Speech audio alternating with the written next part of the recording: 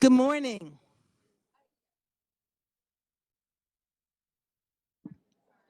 Good morning. I am so glad to see all of you here. Welcome to the 2024-2025 academic year, and it is a beautiful day for the first step in your journey.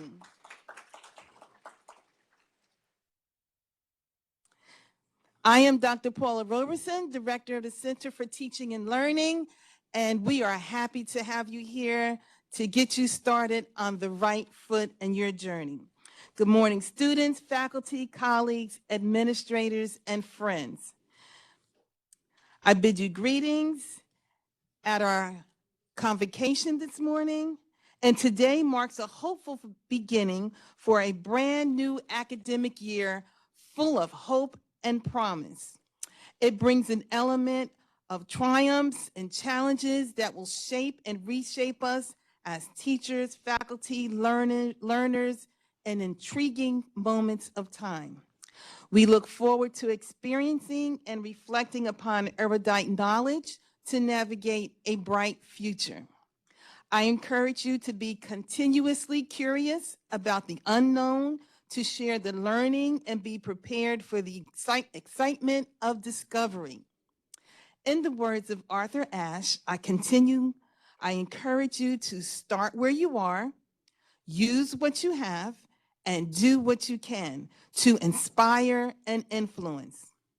And to our students, Picasso stated, the meaning of life is to find your gift, and the purpose of life is to give it away.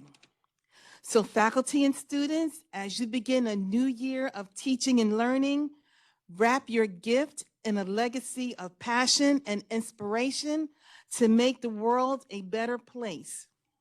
With that being said, I would like to introduce to some and present to others the 6th president of Hudson County Community College, Dr. Christopher Reber, to welcome you into the Hudson County Community College family. Dr. Reber. Thank you. Thank you, Dr. Roberson. Wow, it's so great to see all of you here, packed room, and welcome to everyone joining us in cyberspace, joining us from the North Hudson campus. I'd like to ask our virtual attendees to turn on their cameras if they're able, so that we can feel your presence here. What an honor it is today to have this opportunity to welcome all of you, so many new members of our Hudson County Community College family.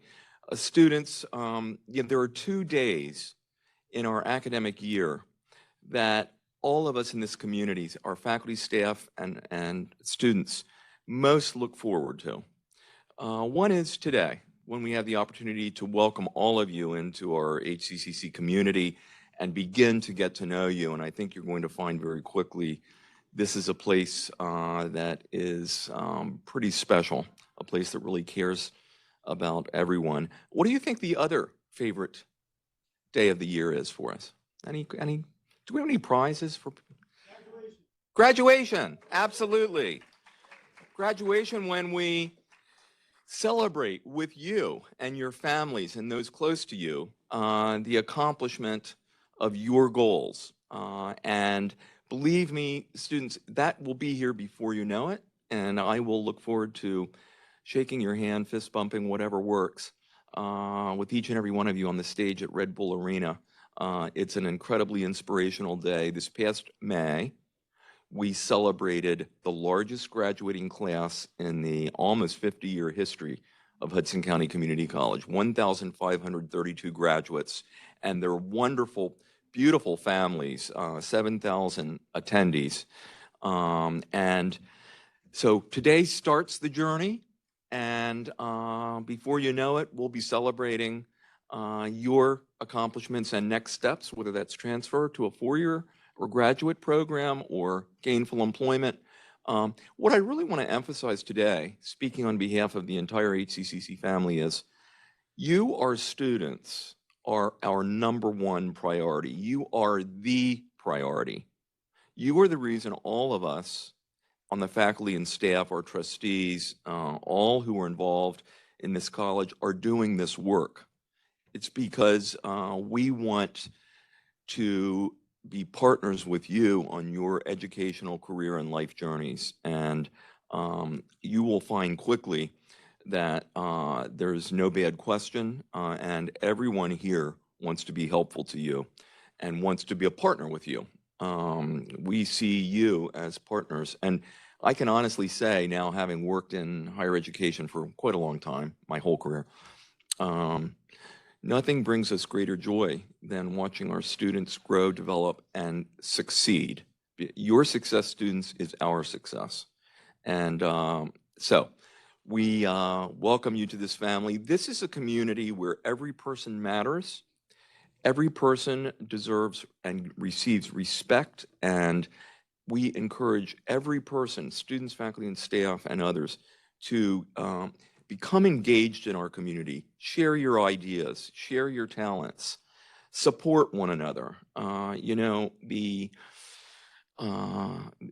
when people work together and have a common sense of purpose, the outcomes are truly greater than the sum of the parts. And I'm also happy to tell you that because we have an HCCC family that is, to a person, dedicated to our two overarching priorities, which are student success, meaning your success, and that means the fact that we recognize our students are balancing incredible holistic life challenges, and we want to help you navigate whatever challenges or barriers may make it difficult for you to finish, because we want every single one of you to finish. And we've been doing this work as a college community using data, best practice, the ideas of our students, faculty, and staff to consciously remove barriers and make sure our students are able to continue and complete.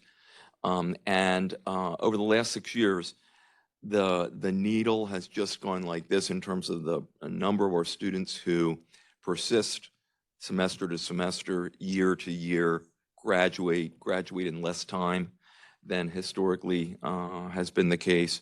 And that's because we're all working toward that common objective. And so we take real pride in the fact that this is a community that cares about every person. We're a caring college. You will hear about, if you haven't already, our Hudson Helps Resource Center, which is a compendium of wraparound services to help you in every way we can. We have fantastic resources that can actually help you identify resources in the community that you might not know exist that might be able to support you, including financial and otherwise. It's called Single Stop, and we have wonderful social work colleagues. We're proud to be partnered with NYU and Rutgers University and Fordham University and a number of others. The students in their graduate Master of Social Work programs are coming here to provide, through their own field experience, one-on-one support for you, our students. And this year, I think we have something like 15-ish. And then we have can I ask our graduate, our MSW graduate interns to stand, please? Some of them are here. Welcome. Some are outside. These folks are here for you. And we have emergency funding assistance. If you have a flat tire, if you have a problem with a utility being turned off, whatever it is, let us know, because we're here. We want to help you with that. We don't want that kind of challenge to derail your college education. So I just want to, maybe I've overdone this, but I just want to emphasize, we want you to succeed. We are here as partners with you, our students, to make sure every one of you completes and moves forward. And when our students do complete, they're incredibly successful. We have students at Ivy League institutions. Right now, I know we have 2 students at Princeton, a student at Columbia, and others, students at Research One universities, students who are having incredibly productive and meaningful careers in the health sciences as nursing and other health caregivers and in business and in our nationally recognized culinary arts and hospitality management program, in the humanities and social sciences, STEM. Our students are incredibly successful, and so too will you be. You are now all officially members of the HCCC family, and you always will be. You will always be members of the HCCC family. One of the things that I most enjoy, the thing that I most enjoy in the honor I have of serving as president of this inspirational college is getting to know you, our students. And so I host something called Pizza with the President, and it takes on other forms. Sometimes it's, we try to stick with P's, peanuts, popcorn. I think we did plushies this year, but free pizza. And all you have to do, you can have as much as you want, but you have to talk to me. And, you know, when we do these, and we do them on this campus and at North Hudson, and we do sometimes virtually, sometimes evening, every story I hear from our students inspires me. You know, I am so in awe of our students because our students are not just attending school and getting a degree, they're doing so much more in the process, really to the extent that I couldn't imagine in my days as an undergraduate, being able to navigate everything you, our students, navigate, and we're proud of you. And so I really look forward to getting to know each of you. Don't hesitate, please, to reach out to me if you feel ever I can be helpful. An email, you know, stop in the office if I'm available. We'll talk then, or you can schedule an appointment. And I'll be looking to get to know you starting today at the barbecue and throughout the college in the day-to-day life of the college. I do want to take this opportunity just quickly to thank all those who have planned this great day together. We have a whole committee. You know, one of the things we say here frequently is it takes a village, because everything we do requires broad level engagement of everyone, and so we can't thank everyone adequately. But I do want to thank some of our leaders for today's events: Dr. Darrell Jones, our Vice President for Academic Affairs; Dr. Paula Roberson, whom you've already heard from; Dr. Heather DeVries; Linda Guastini in our Office of Academic Affairs. She's just the glue that she's been putting this together every step of the way. We want to thank all of our community members at our North Hudson campus, some of whom are attending virtually, and everyone. And finally, I just, on behalf of the college, want to take this opportunity to welcome our inspirational speaker today, Daryl Bellamy, who has an incredible life story and is going to share, I think, meaningful perspectives with you as you begin this incredible, exciting next step in your careers, your education, your life journey. So our students coined the phrase, Hudson is home, because they have told us, as they've told their stories, that they quickly found that this is not just a place where they're trying to get a degree around a lot of other challenges. It's a place where they feel cared about, loved, where they feel part of a larger community, where they feel it's like a second home, or it is home. And so right after the pandemic, we started to hear students saying, this feels like home. And it's our tagline, Hudson is home. We didn't have to hire an expensive consultant to come up with that. Our students came up with it, and it resonates. It is something that we all believe in. So you're going to see it everywhere. And Hudson is home, and it's your home. Welcome home. Thank you very much.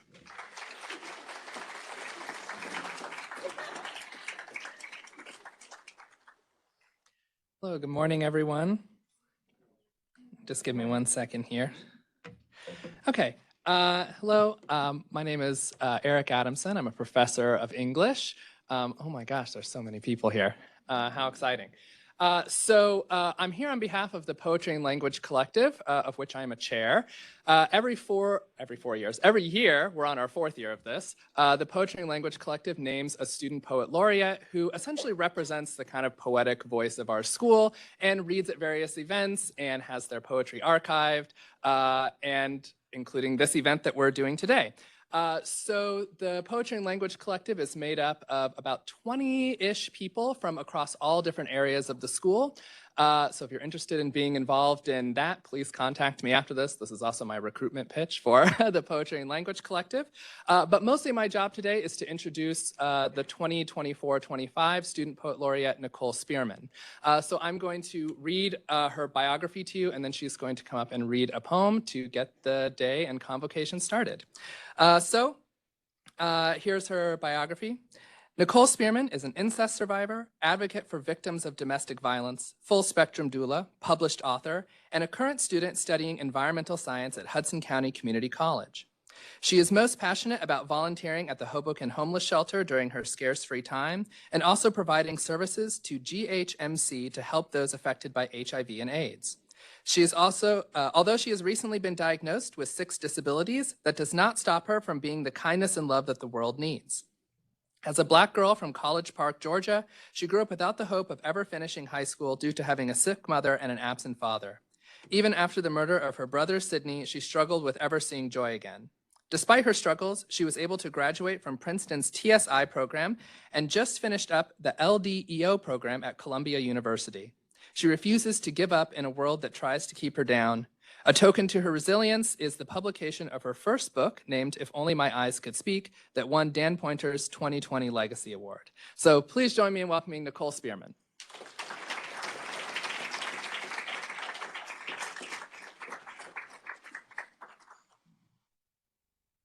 Hi, everyone. I'm Nicole. How are you? Good? Okay. I'm going to read a poem. It's named Proud to Be. Proud to be. Doris Irvin, George Floyd, Breonna Taylor, Ahmaud Arbery. In a time where skin color is seen as a crime, the invisibility of Black people is no more. In a time where 4C hair is seen as difficult and hard to love, we are creating products to embrace our Black coils. In a time where we had to hide who we are, who our ancestors are, I am proud to say that I am Black. Not only am I Black, I am a woman. With a bright red target on my back, I am proud to be who I am. In a time where studies show that 47% of white people feel that race is getting more attention than it deserves, I say blue on Black crime isn't being discussed enough. When I was growing up, for Black History Week, all we did is watch Our Friend Martin. But after the cartoon was shown, we went back to our lives. The cartoon was magnificent, and I didn't mind taking a break from my work at school, but I can't say that it showed the microaggressions, the anxiety, the featureism, and the texturism that my people experience on a daily basis. With my grandma being the National Secretary of the United States of America for the United Negro Association, we knew all about being a minority. As we watched her hand out scholarships and provide housing for those in need, we understood what it means to be in need. I also understood quickly that having a 4.0, being the top of your class, just always isn't enough to get into a good school.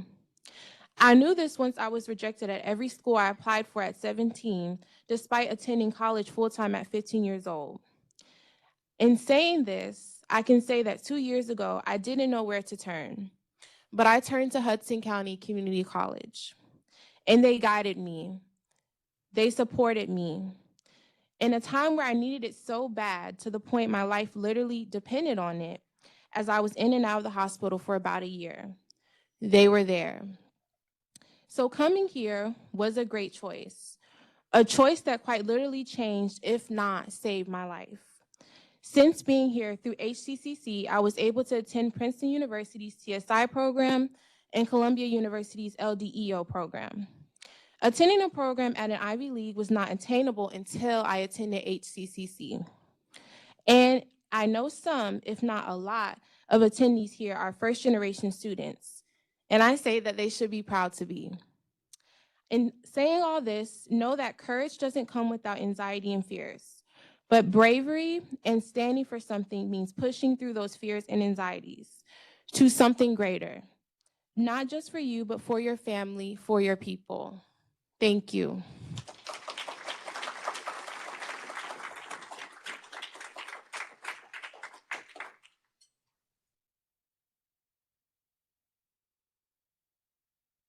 Thank you, Nicole. That was beautiful. Let's give her another round of applause.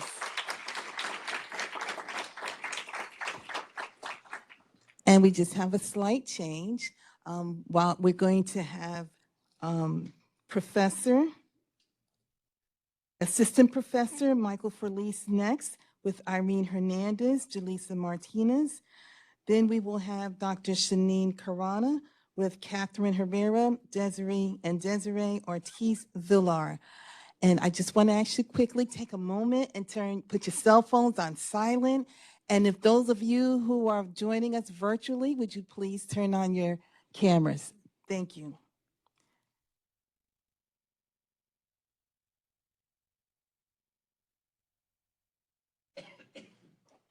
Hi, thanks so much for making those arrangements for us. It's a little tricky. One of our students will be reading her essay from work. So testament to the devotion that we have and our students have to their work. Okay, so greetings. This is the Javed Khan Essay Prize second annual competition and celebration. My name is Michael Felice, co-chair of the JKE committee, and standing next to me is Sayyidah Jasmine, also co-chair, Javed's wife, and her son Farhan is here joining us. So it's a nice family event. Our committee members are Angela Aber, Sean Egan, Barry Tompkins. They are the readers. They read all of the essays and decided who the winners would be. The Javed Khan Essay Prizes are awarded in memory of Professor Javed Khan, who for many years was a beloved teacher of writing, humanities, and of moral issues. He was well known for his insistence that students reach deep into their minds to communicate on issues of cultural importance. He demanded high levels of commitment from his students and refused mediocrity in all of its forms. At the same time, his approach was good-humored and empowering. These qualities together earned him much support from students and the regard of his colleagues. The Javed Khan Essay Prizes are awarded to student applicants who demonstrate qualities Professor Khan admired, encouraged, and developed in his students. Commitment to hard work in their own advancement, and a desire to engage as intelligent, well-informed adults in the world around them and as citizens. As our masthead states, the Javed Khan Essay Prize is a competition for student writers that celebrates open minds and engaged writing. 2 prizes of $500 are awarded for the best 2 essays. And these will be on the Javed Khan site at the college. And you can read them and read others that are also of exceptional quality. One of these will be awarded to a student who began their studies in the Academic Foundations or ESL work. Essays are evaluated on the basis of their originality of thought, critical engagement with the topic, and quality of their expression.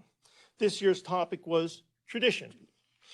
And our 2 first place winners were Jaleesa Martinez and Irene Hernandez, who will give a reading of their essays today.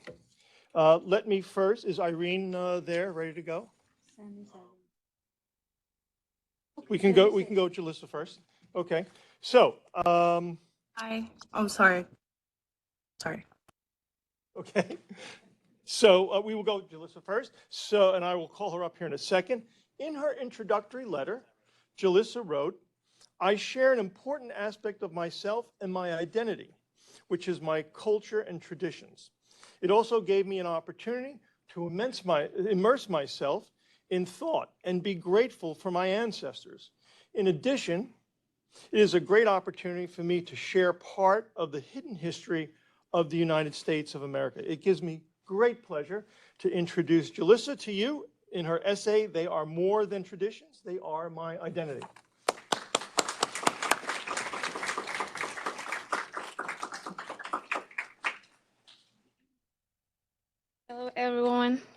I'm Jelisa Martinez. My major in Hudson is pre-nursing, and that's what I wish to become a nurse.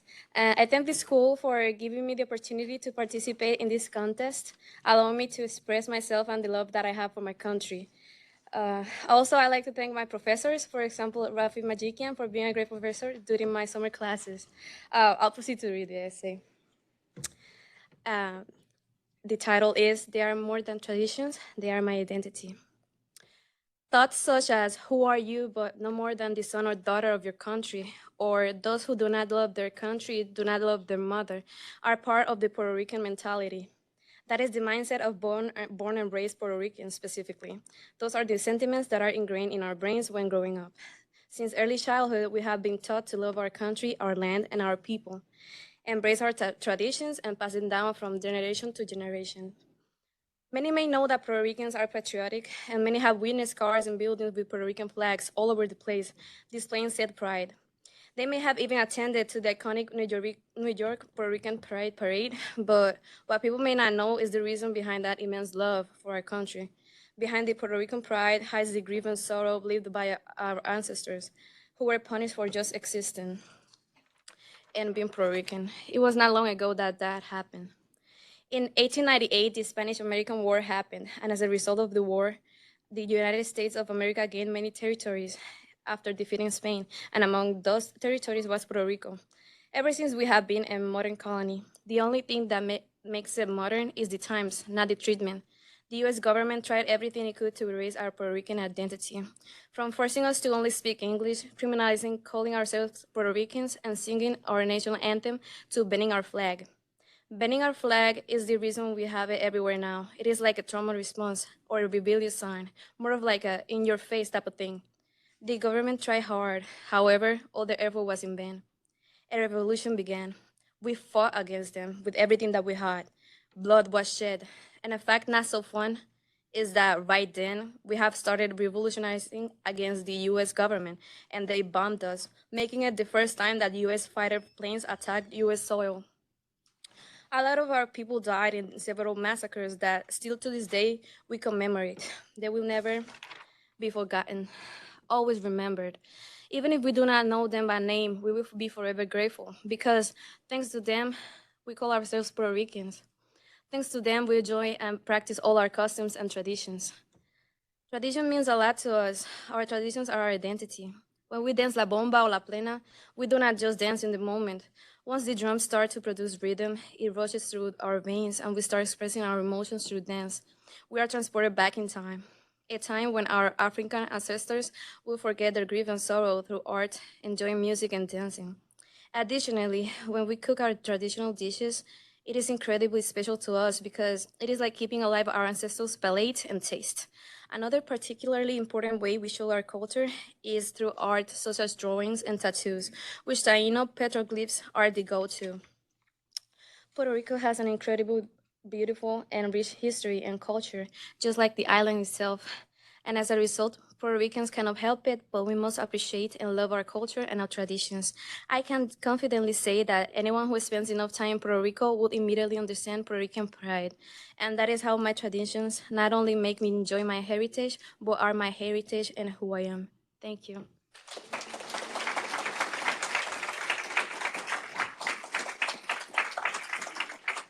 Thank you. Thank you, Jalissa. That was wonderful. And now for a completely different perspective on traditions, which is one of the things I love about these essays. They're both about tradition, and yet they have two very different vantage points of looking at this.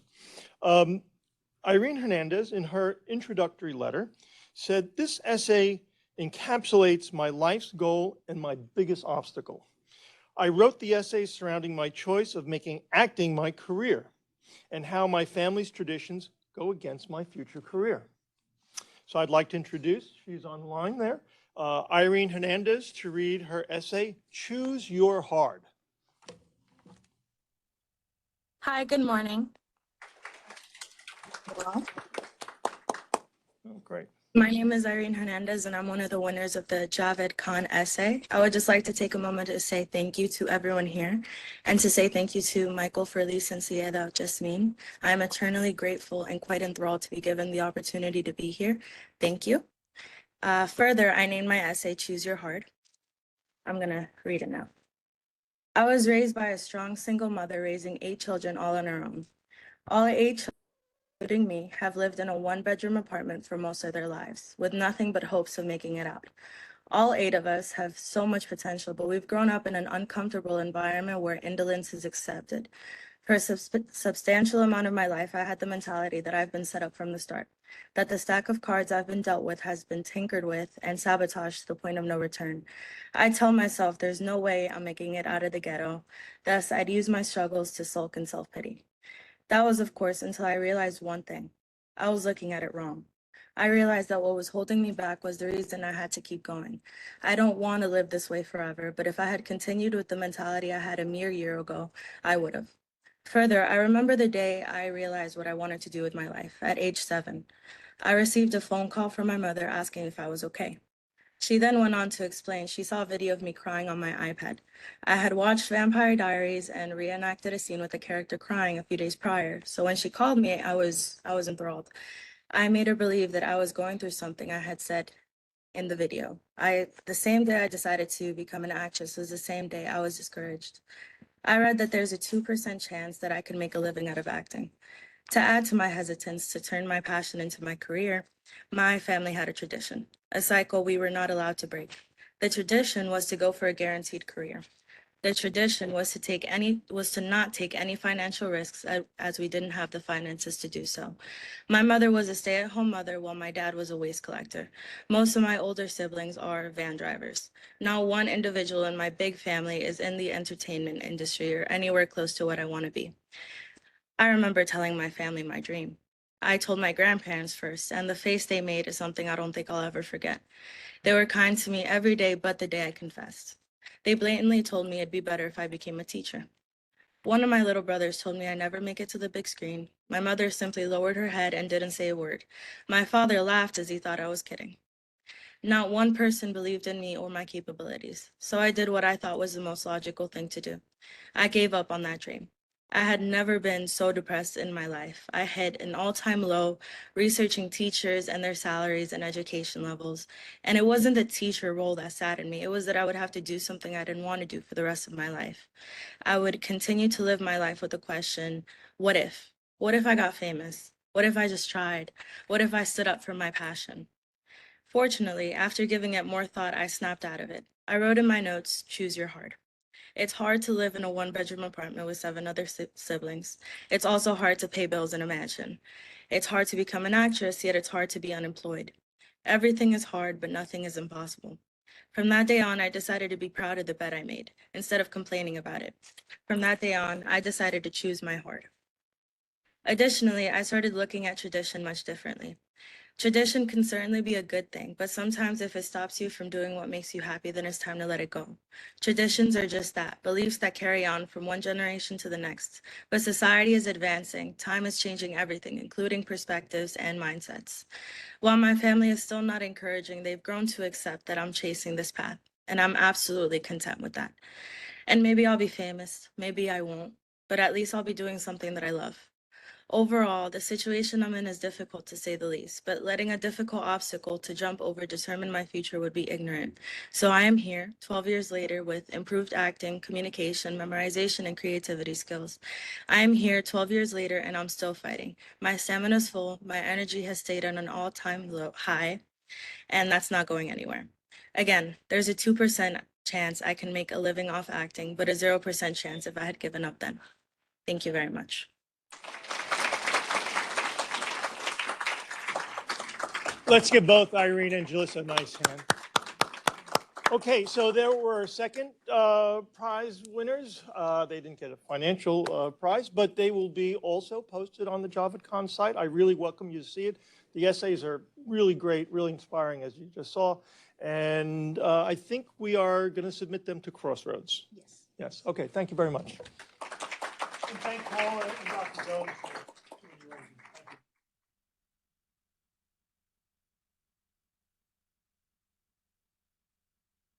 Thank you. Hey, hi, everyone. Everyone can hear me?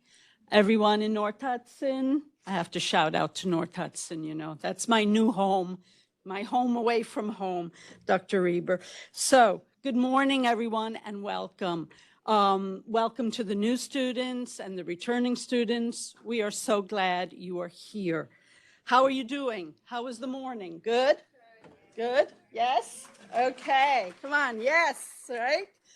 Okay, so I'm Professor Shanae Caruana, and I'm here to talk to you about a very special colleague, Johanna Van Gent, and the scholarship that was started in her honor. I think, yes, we're starting to see Johanna in all her various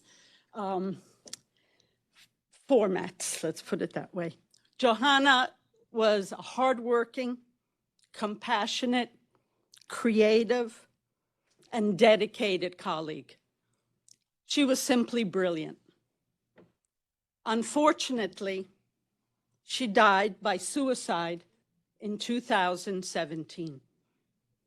So many of you here today might not have ever met her. However,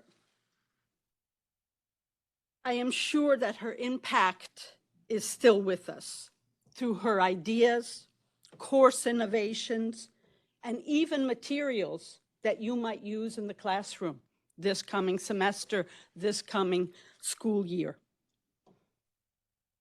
Now, a lot of times when we lose someone by suicide, we spend a long time questioning ourselves with endless what if. So I was really happy to hear Irene talk about what ifs, right? We end up spending a lot of time asking ourselves endless what if questions. What if I had seen the signs? What if I had watched her more closely? What if I had stayed closer to her? Okay. Of course, these are questions that express our sorrow and frustration and are a natural part of the grieving process. But today, without any disrespect to that process, I want us to ask what if questions from another perspective. For example, what if we honor Johanna and create a scholarship? What if we ask our colleagues to nominate students who fit the ideals that Johanna strove for and invite them to respond to an essay prompt? What if we reward those students with the best responses with a monetary contribution to their academic careers? What if? So let's turn that what if into something positive, something that we did after 2017. So in fact, that's why I am here standing in front of you today, to keep Johanna's ideals alive and celebrate the ESL students who embody them. Before I introduce this year's students, I believe Johanna Van Gent's very close friend, Erica DeRoche, is online with us and would like to say a few words. Do we have Erica, guys? Erica's coming from the Hi. Boston area. Erica, are you there? I'm here. Can you hear me? Yes. Hi, everyone. Thank you very much for allowing me to speak for a minute. I don't have too much to add, but I wanted to let people know who Johanna was, because this is you're continuing her legacy with your studies and with what you undertake in your personal goals. I met Johanna our first year of college together 27 years ago. And what I loved about her then and what I will always love about her is that she always said yes. And, you know, we graduated early 2000s from college, stayed in touch. Johanna was globe-trotting. And I think, you know, what always stood out to me from the first moment I met her to now this continuing her passions and her ideals in this form of the scholarship is how courageous she was. And I distinctly remember a conversation, I'm not sure if it was 2004 or 2005, but from those early 2000s, when we were having a conversation, and she excitedly told me that she was volunteering at the Harlem Library teaching ESL. So she had found her passion then to teach ESL, which she then pursued that passion for the next 14 to 15 years, eventually attaining tenure at HCCC, which she was very proud to be a part of. And she was very proud of the work she did. And I believe that what she saw in that profession is that her students matched the courage that she brought to everything she undertook in her life. And so she would be very proud of you. And I just wanted to say thank you for honoring her by pursuing your educational and professional goals. Thank And I you. also want to say thank you to Professor Shanae Caruana and HCCC for allowing this scholarship to be given in her honor. Thank you, Erica. Thank you. Thank you. There are a few more friends of Johanna's online, but we're going to let them just participate. Okay, so this year's prompt for the students was to ask them about describing a change that they would like to implement in the world, okay? And I think the prompt is on the screen if you want to see it. So, and we selected, we also have a committee. It's composed of ESL instructors, and we selected 2 awardees this year, and each of them will receive a $600 scholarship from the Johanna Van Gent Fund, okay? And they are Catherine Herrera and Desiree Ortiz Villar. Thank you.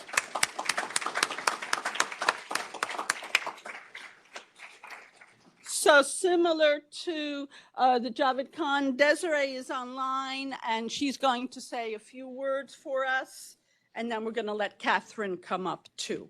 Okay, thank you. Desiree, are you there? Yes.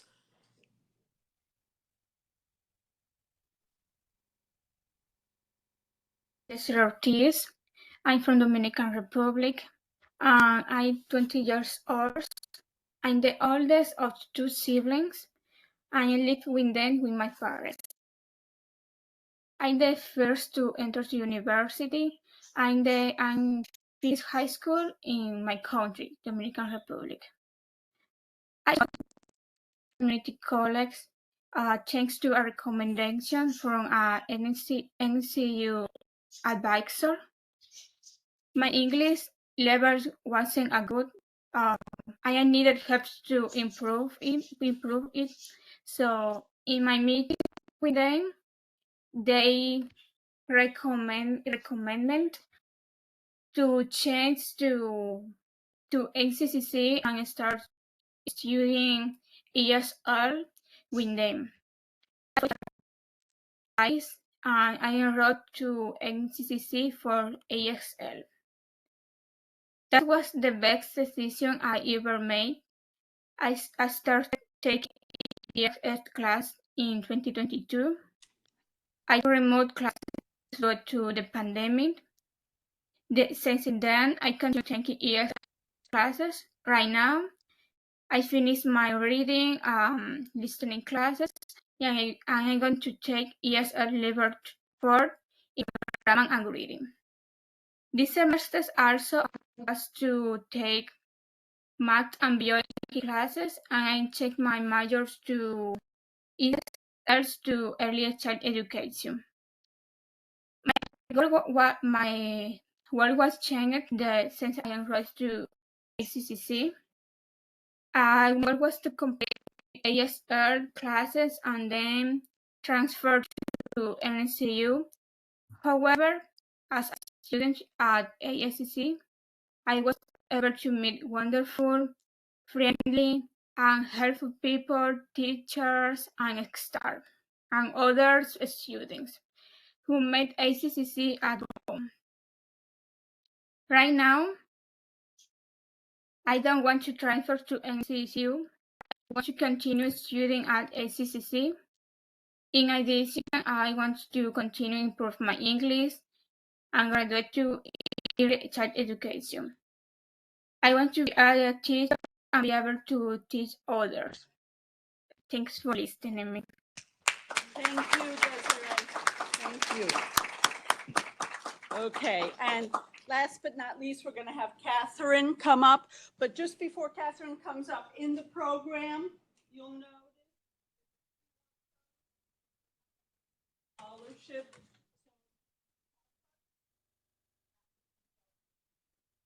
Now to Catherine. Thank you, Catherine. Good morning, everyone. My name is Catherine. I'm a currently student at the North Hudson campus. My time at Hudson Community College has been incredibly rewarding. I have the opportunity of being part of a caring community, meeting inspiring people, and engage with important causes. My teachers and classmates have encouraged me, and as a result, I feel confident that I can achieve my goals of improving both my English language skills and career opportunities. As a Salvadorian and a member of the immigrant community, I'm deeply grateful and honored to receive this scholarship. The legacy of Miss Johanna is truly admirable. Her dedication has left a lasting impact, and I'm committed to making the most of this opportunity in her honor. Thank you. Thank you, Catherine. Thank you, everybody.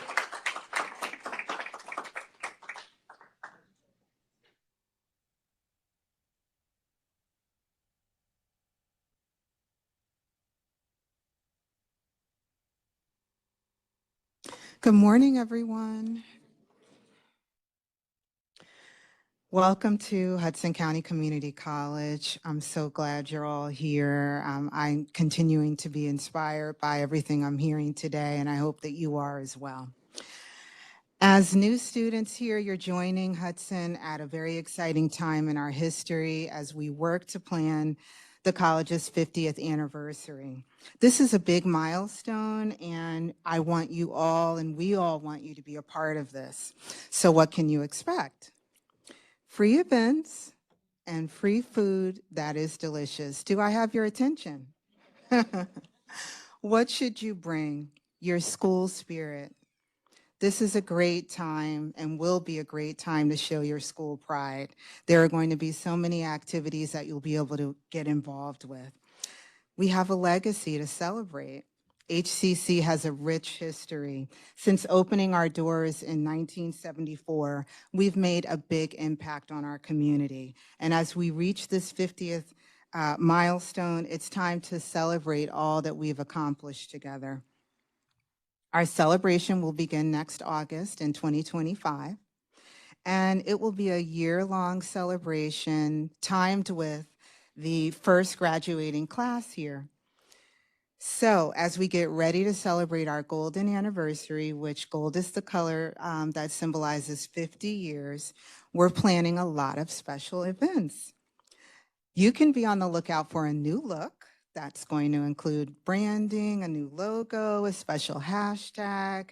Just for this celebration, there'll be swag for you and lots of cool anniversary themed items for you to enjoy and many special events. We're also creating web pages where you'll find everything 50th anniversary related, like our history and our important achievements, and lots of fun facts about our college that you'll be contributing to, I have no doubt. So to join us, the goal is simple. We want everyone, all of you, students, staff, faculty, alumni, and our entire community to join us in this celebration. It's going to be a great way for you to meet new people and learn really why we call this community home. and we want you to have fun. So please join us for this once-in-a-lifetime celebration. We can't do it without you. Hudson is home. Thank you so much.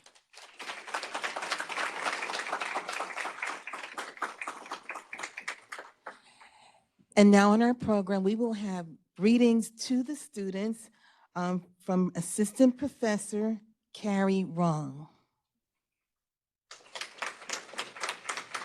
followed by our other student representatives. Thank you, Dr. Paula Robertson. Well, welcome to Convocation, everyone.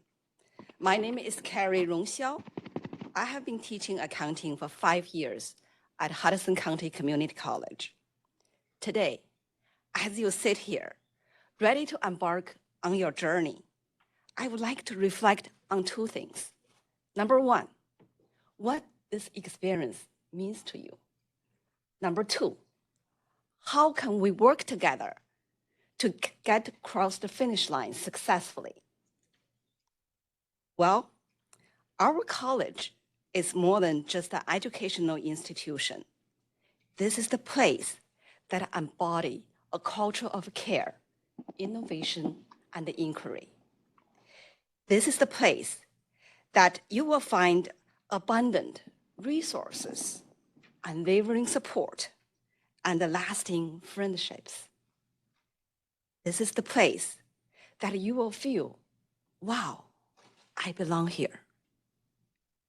This is the place where you will discover who you are, what you are passionate about, and how you want to contribute to the world. Let's work together then. First, take advantage of all the resources that are available to you. Please be aware your professors, advisors, counselors are here to guide you, to support you.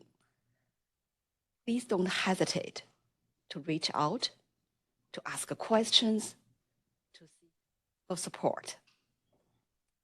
Along the way, you may encounter challenges, but remember, these challenges don't define you. Your response does. This experience, no matter how small, will shape you. Let me share a personal story with you. Many years ago, when I first came to the United States as an international student, with my parents thousands of miles away, I found myself spending more time on TV than studies. And then that was not helpful. So one day I decided to make a change. I drew 2 little circles on my hands. One representing focus, the other one representing persistence. Every time when I reached for that remote control, they reminded me, hey, get back to work, stay focused, and be persistent. This is eventually how I got myself back on the track. Today, I share this story with you because I believe you can do much better than I did. Embrace the opportunities, utilize all the resources, stay focused, and be persistent. I look forward to working with all of you to achieve our dreams. Thank you all.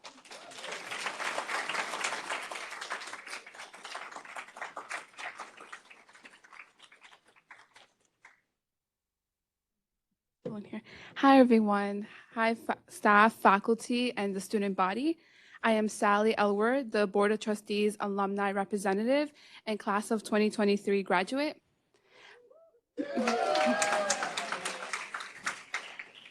I welcome all staff, faculty, and returning students to Hudson for the 2024-2025 academic year. I especially welcome incoming students who are freshly out of high school, early college students, and non-traditional students who are student parents and working adults. Many of you may be sitting here today feeling like you are at a disadvantage because of the stigma about community college. However, it is day one and you are already ahead of the game. Not only do you save money by attending community college, but you also get a more interactive education, more resources, a flexible schedule, and in my opinion, a better opportunity to build more work experience. During my first day at Hudson 3 years ago, I was freshly out of high school with a low GPA and not knowing what I wanted to do. But because of Hudson, I was able to graduate with an associate's degree in criminal justice with a 4.0 GPA and get a full ride to Fairleigh Dickinson University.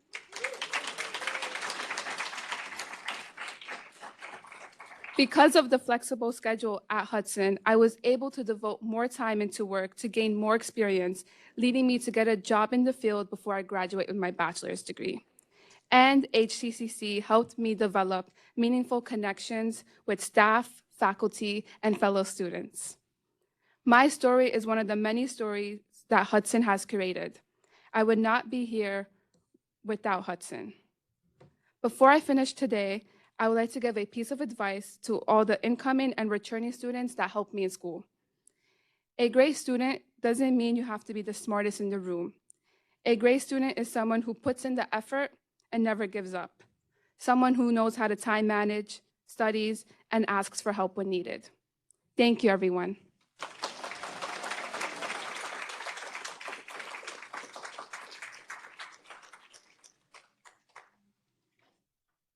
Next, we will have Nina Maria Resurrection. Is she here? Followed by Nina. Nina is the president, Student Government Association. She will be followed by John Xavier Acosta. Is John here? Thank you.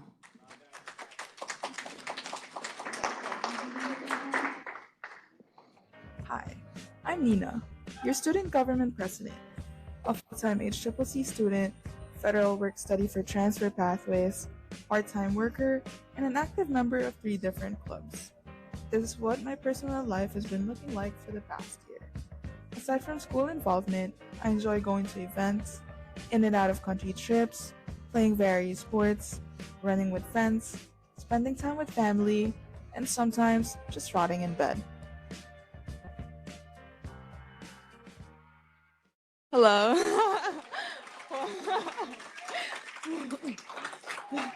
That's the end of it. No, I'm kidding. I'd like to welcome first Dr. Reber, Board of Trustees, staff, and peers. Hello, again, my name is Nina, the current student government president. The point of presenting this short glimpse about myself is to show you that being a college student is probably the most exciting part of your roller coaster ride of life. There would be a lot of twists, turns, and highs and lows. And like what Sally said, others may think that being in a community college is less worthwhile than other universities, but it's actually a unique opportunity that all of us are lucky to experience. As someone who truly enjoys being here, I want to share 3 tips that can hopefully be helpful with your future decisions as we welcome you here at HCCC. First, don't be afraid to try new things. Join a club that interests you and choose to stay on those that benefits you as an individual, or register for non-major electives. I personally joined Professor Gallius into the theater class as an exercise science major, and ironically, it's one of the best classes I've taken so far. Or you can suggest an idea and make the event happen. Second, make connections. Surround yourself with people who will challenge you to grow as an individual. Connect with your peers and professors, because it can open up the most unexpected opportunities that you'll have in your life. And lastly, enjoy every part of it. As Ralph Waldo Emerson said, it's the destination, it's not the destination, it's the journey. So embrace the obstacles that comes with it, because that's what it takes to learn more about yourself. To finish my piece, I wish to extend my and my peers' hands, helping hands in whatever you need in this new chapter of your life. Welcome to Hudson, and I wish you all the best in your future endeavors.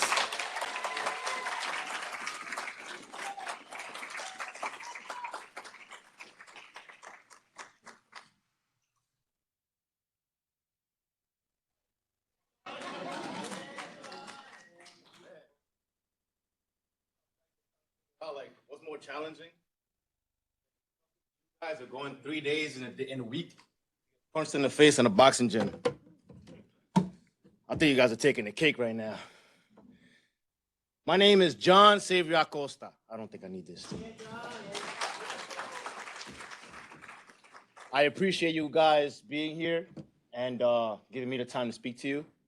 I have a couple things I would like to share with you. I would like to give a shout out to Shemaya Sepperville as she was the president of PTK, Beta Alpha Phi, chapter of the school.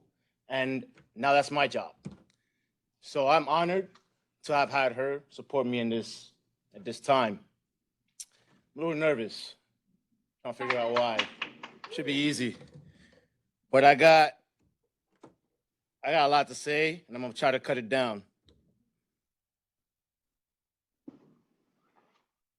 I have a daughter that I take care of. I do this full time. I help out my mom, help out all my friends. I make a lot of time for the things that I need to do, things I want to do, things that I definitely need to do. But I know that I can't do it by myself. And I know it's hard, like, to go and ask for help, when you need it, because humans can be prideful. But we can't go anywhere alone. You didn't get here by yourself. Any of us. We all did it with someone in mind. Someone was there helping us. Someone was there helping us that we didn't even know was there. The person that made the pencil was there and you didn't even know it. But don't be ashamed. Like, you're here. You're here. You grind. You work. And you're here. Now what? This is not a competition. You're all here together. Every single one of you. Together. Faculty, students. We're all here for each other. Not for ourselves. Studies can be difficult. If you do it by yourself, go on right ahead, do your thing, man. Stress yourself out. By all means. But it's gotten easier by asking people around me to help. Not ashamed to ask questions that I need to ask. There's no such thing as a stupid question.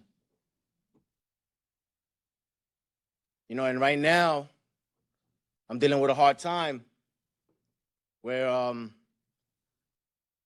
housing might be a problem. But you know what? I'm not worried. Not at all, not the slightest. Because I know Hudson got me. And there's a lot of great people that have my back during this time, and it's not easy. Like, I get lost in everything that happens, and then I come right back, and I'm like, dang, man, these people are really still here. The point is, like, you're here together, and that's the word that keeps coming to my head, together. You're not here alone, not ever. So please take the time, take a minute, a second, get to know each other. People here, and then the people at the school, because there's a lot of people in that school, I'm gonna tell you right now. And they're all fun. Like, it's so fun and so free. I didn't think I was gonna be anything, man. Like, I'm 37. I shouldn't even be here. I should be working at Target, doing something else, or, but I'm in school. And nobody believes it in my family, so until I show them, like, yeah, look at me now. But I tell you that they're proud. Most of all, my little girl sees me. She's proud. Tells me every day how much she loves me. So, please use every resource here because it's here for you. talk to every person here because they're here for you. The person right next to you is here for you, whether you don't think it or not. The person right next to you is here for you. You're all you got. It's a community. Peace.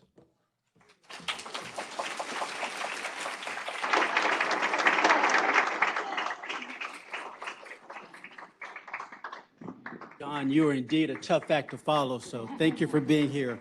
And in the back, John said he would only speak for 30 seconds, and I think he exhausted that. So good afternoon. My name is Daryl Jones, and I have the pleasure of serving as Vice President for Academic Affairs here at Hudson County Community College. And what that means for the students is I have the pleasure of working with some very, very important people that are dedicated and committed to ensuring that your academic journey here is an enlightening one, an engaging one, and one filled with putting all of the pillars in place that you can be successful. So at this time, I'd like all faculty to please stand and be recognized and welcome our new students. Faculty, please stand. These are the folks who are committed and dedicated to your success. I had an opportunity to visit each of the academic schools this morning as they welcome you and as they greeted you, and the resounding theme across all those schools are faculty are here to support you. They are here to walk with you, beside you, in front of you, behind you. And I heard a voice this morning that talked about you must rely on them. Trust the faculty that they have your best interest. Trust the faculty that they are putting things in place that you can be successful here and once you leave Hudson County Community College. So I welcome you, and on behalf of all of the faculty and staff in academic affairs, enjoy the first day of your academic journey. My second task is to put us back on schedule. And that means introduction of our keynote speaker. His bio appears in our agenda, so hopefully you've had an opportunity to read his bio or read it very soon. A number of us had an opportunity to meet our keynote speaker earlier this year, and in unison, we all looked at one another and said, this is a great individual that we need to have him visit Hudson County Community College. His enthusiasm, his vigor, his humor will be one that you would appreciate. But I would like to offer a few words as he comes to us. It is my pleasure to introduce you to Mr. Daryl Bellamy and thank him for joining us at Student Convocation. Daryl is an international speaker who travels the country working with students, helping them to embrace fear to fear less. He's a fear researcher who analyzes the thoughts and behaviors behind the fears we often keep to ourselves. And I can imagine someone in the room had a fear about coming here today. Someone is perhaps experiencing a fear about coming back tomorrow for their first day of class. But this experience is designed for you to be fearless and show up and show out tomorrow, the next day, and the next day. Facing his fears as a professional, Daryl has heavily involved and received multiple campus awards. He's now the founder of Fearless Inside, where he helps students embrace their fears.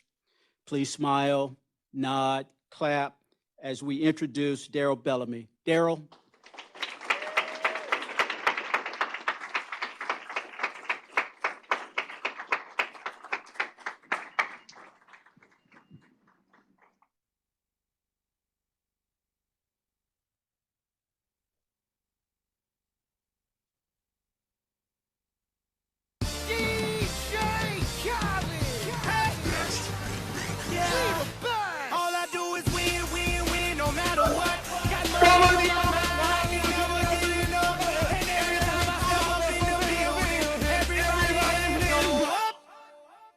No. All right. So that was all right. So I don't care if you're at the North Campus or you're here.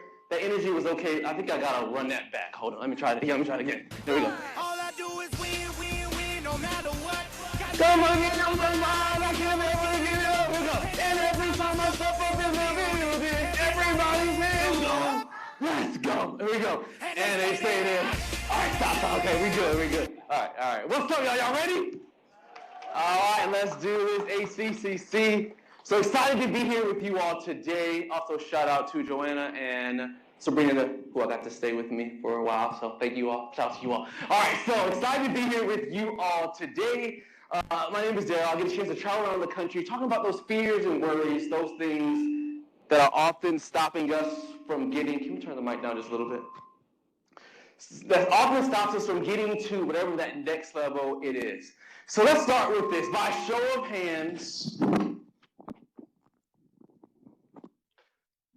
hands, how many of you have ever experienced any fear or uncertainty?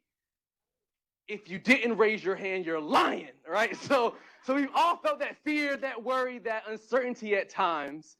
You might feel it in your bodies. We feel it sometimes in our conversations, sometimes as we're like scrolling social media, or maybe when we're watching the news. There's so much uncertainty right now. And as you go into this first year, whether you're a transfer student, whether this is your first time, whether you have a child, whether you are working somewhere, whether you are not, whether it doesn't matter where you are on your journey. We have so much uncertainty right now, but over the years, after working with thousands of people in multiple countries and a lot of research, I found that there's one skill that if we were to develop, it allows us to be able to better handle that uncertainty when it comes up. Just one. And it's building that strength in ourselves that when we feel that fear or that worry, instead of like stepping back or shying away, which is often the easiest thing for us to do, I'm with you sometimes too, instead of stepping back, we want to take action even though we're scared. And even when we are scared and we take that action and we do fail, giving ourselves a little bit of grace in the process. And that's what we're going to talk about today. But before we do that, I first want to take you all back a little bit and share with you a little bit about this journey and how this fear journey started for me. So around a decade ago, I was working in corporate America, became a corporate America dropout to speak to students full time. Yeah, there we go. So one person right there, right. So I was asked to speak at my alma mater to a group of students. My alma mater was Harvard University. Just joking. I went to UNC Charlotte. Public school educated. So I was asked to speak at my alma mater, asked to speak to a group of students, and I did something, y'all, that I had never asked a group of students to do before. I asked them to take out something to write with and answer the question, what do you fear? And I told those students that I would take those fears home, read them, and then burn them in my backyard to show them the power that they had over those fears. So y'all, later on that night, I literally went home, I sat on my couch and started reading those fears one by one. And I got kind of emotional as like a few tears came down my face because it was one of the first times that I realized that the students who were in that room that day probably left that space not knowing that the person to the left and the right of them had some of those same fears. As a new professional, I was emotional because it was the first time that I saw some of the fears that I felt right here and also feel right here, like in front of me for the first time. Maybe some of you all, where you are right now, no matter what your age, no matter where you are in your journey, could relate to some of these. Like the fear of maybe not being enough, or the fear that you might not be doing enough when it comes to maybe yourself or comparing yourself to other people. Or maybe for you, it's the fear of like judgment and rejection, or maybe not knowing what that future looks like for you. Or for maybe for you or those on North Campus, wherever you are, maybe it comes down to the fear of failure, or maybe not reaching that level of success that you want, the way that you want to provide for your family and friends. Here's what's crazy about all of this is that after literally collecting over 65, almost 70,000 fears from individuals all over the country, right? It doesn't matter if I'm speaking to a group of elementary school students. Yes, y'all, I've served my time, right? College students, educators, or corporate professionals. I see some of the same fears over and over again. And what we often believe secretly is that we're the only one feeling these things, but that's not the truth. We find also that when we share those things, we're more connected than we think. And often we believe that we will be seen as inadequate or weak if we share those fears or if we ask for the help that we need. And what we find, as what was just said, is that when you ask for that support, we have so much more and we get as much help as that we think that we need. So it's amazing what I learned. So as we spend our time here with you all today and as we go forward, I don't want to waste your time. I want to make sure that we use our time wisely. So if you rock with me, you give me that energy. I'm still watching you all on North Campus. Don't forget about me, right? If you give me that energy today, I hope that you leave here feeling more connected, as well as a process that you can use and a new perspective on facing your fears with a process that you can use over and over again when that fear comes up. So if you're ready to go with me on this journey, say ready? All right, let's do this then. I'm going to start with this story, and then we'll come back to this. I saw you when you came to my college, and by that point, I was expecting to have a very first rough semester of college. I was never the type of person to be very good at making friends and didn't see that coming to an end. I had just grown comfortable with my small group of friends back home. I was feeling very displaced and alone. We'll get back to the story, but as we go forward, in a moment, y'all, I'm going to put a word on this screen. And when you see that word on the screen, I want you to keep it in your head. I don't want you to say what you think about it out loud, but I do want you to keep, what is the first thing that comes to your mind when you see this word? 5, 4, 3, 2, 1. All right, hold it in your mind. Hold it in your mind. Now, with that word on the screen, whatever you thought about, I want you to make sure that it's clean, because I'm going to ask you to share it with the person next to you. All right, now, I'm going to give you 15 seconds to share whatever you thought about when you saw the word fear with the person next to you. Go.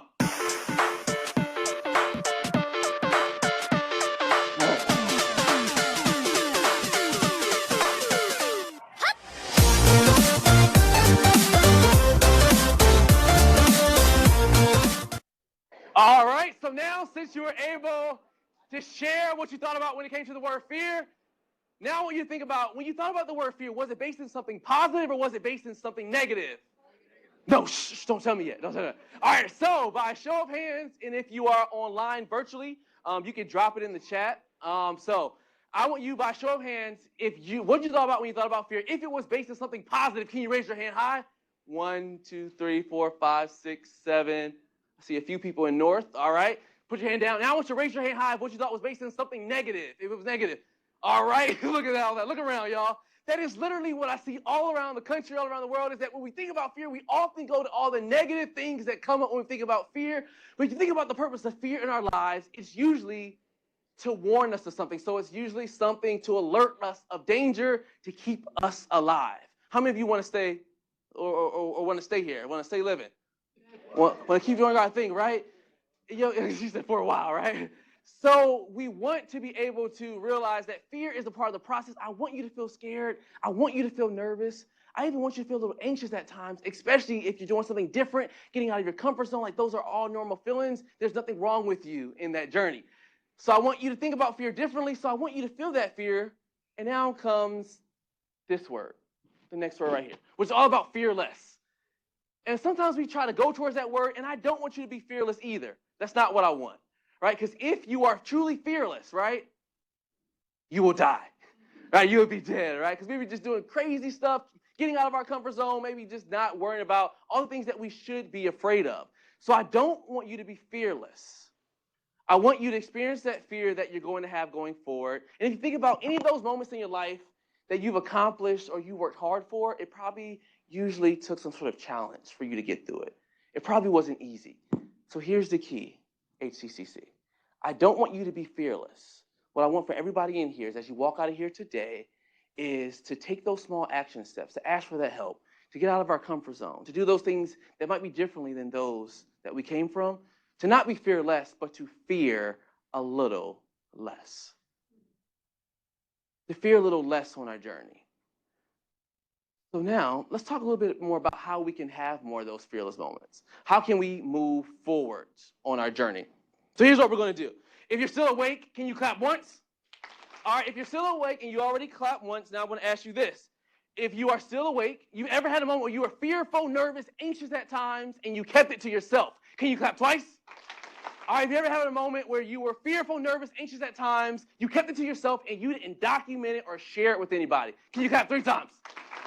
All right, pause there for a moment. We're going to get back to that. I've had many moments in my life where I felt that fear or nervousness. I maybe kept it to myself but didn't really share it. And I want to share one of those moments for you. One of those moments was my junior year on campus. I was sitting on campus, and I got a call from a student leader.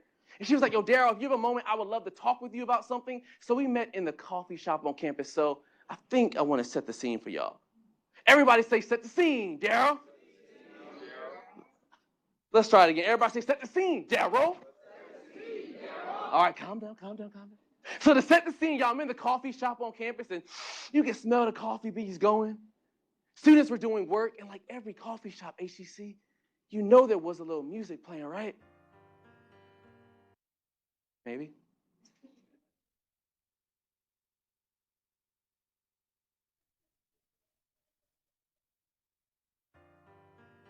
It's light, sorry. Like music, right? So we sit down and she goes, yo, Daryl. She didn't say yo, but she said, Daryl, will you do the honor of running with me as I run, oh, there he goes, for student body president, right? And it was at that point that my heart just stopped, right? I was so nervous. How many of you have ever had a moment in your life where you were asked to do something, wanted to get out of your comfort zone, and like everything just went quiet? It was one of those moments for me because all throughout high school, I wanted to run for office. I wanted to push myself out there. And I told myself in college, I would do those things. And then that moment came up where I was actually like asked to do that thing. I had all these thoughts for high school, right? It was like, yo, Daryl, do you really want to push through that? Do you really want to make that happen? And in college, those same thoughts came in again. Y'all, my campus had like 30,000 students. And those voices came in like, Daryl, if you run for this office and you lose, you won't even be able to come out of your room. Like, do you really want to debate in front of the whole campus? Y'all, I had a headache the entire week. I was so nervous, so stressed. But I decided, as I know many of you all will do, because Hudson is home, right? And in that home, in that space that we're in, we have that support from others around us. So I decided to go back to my friends and family. They kind of convinced me to run, convinced me to get out of my comfort zone, whatever way that is, after I felt many of those feelings. And then that moment came when it was time to actually announce the winner. And you know how I like to do, I like to set the scene. So everybody say, set the scene. So to set the scene, I'm in the student union, 300 students waiting to hear who actually won this election. Was it Team Perry Bellamy or was it the other team? Let's see who won, y'all.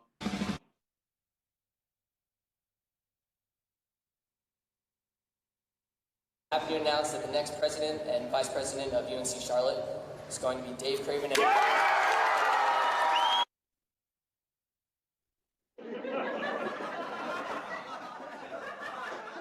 Hello, welcome back to this week's Niner News. I'm Erica Metzger.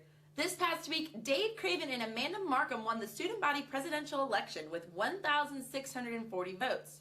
The race was close, though, with Perry Bellamy receiving 1,621 votes, meaning that there was only a 19-vote difference between the two candidates.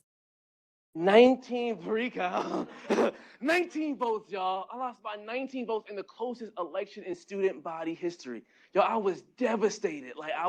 It didn't feel good. It was raining that day. I think that was the heavens saying, boy, you're going to lose today. I remember going back to my room, like, no more classes that day. I'm like, I'm good, right?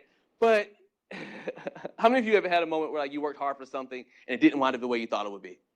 Now, many of you, those watching, you might have had those moments, right? It might have been like yesterday, whatever that is. But I'm guessing that for you and you and you, your moment probably, maybe wasn't caught on camera. So someone actually took a picture when I lost, y'all, so I felt that energy. But here's what I take from that moment. Here's what I want you all to take from your moments is, after the dust settled a little bit, and I realized how nervous I was and that I made it through, I realized that the first thing is I survived, like you have, through all that you've been through and throughout your journey. And I was proud of myself for even trying. And my thought to myself was like, how many of my family and friends, people around me, would never even try to experience what I experienced. And even though I lost, I learned and I gained so much from it. And what I learned is that even when you have all these thoughts in your head about all those things that could go wrong, so often in our journeys, we still survive and we're able to make it through that next thing. So that's what I want for you in your journey. So I had you all clap earlier about those times in your life where you felt that fear, you felt that nervousness, and you didn't take action or you didn't write those things down. So when we don't do those things, we stay in something called the fear loop. So in order to have more of those fearless moments, how do we fear a little less? Here's what we're going to do. The first thing comes down to, I need you to, when you feel that fear, first thing is you have to trace. Everybody say trace. All right, so trace is all about when you feel that fear, that worry, that anxiousness, there's certain feelings that come into our mind. I want you to look at that, right? And I want you to figure out when you feel that fear and worry sometimes, what feeling do you lean on the most? For me, it's dread. 10 seconds, talk to the person next to you. When you feel fear, what feelings do you lean on the most? Or which one do you lean on the most? Go. 10 seconds.